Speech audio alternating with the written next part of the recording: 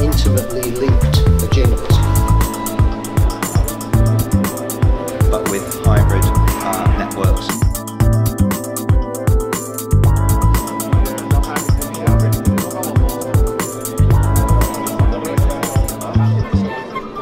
Ja, goedemorgen. Erik Geelhuizen van ARG Transcom in Nederland.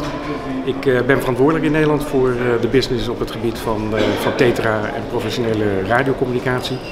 Met name doen we dat voor het huis Airbus, het voormalige Cassidian, en de Cleartone van de UK.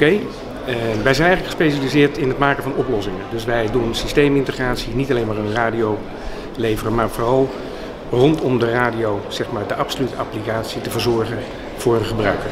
En daar valt aan verschillende dingen te denken. Natuurlijk is de radio zelf interessant, maar wij denken meer in de oplossingen als geheel.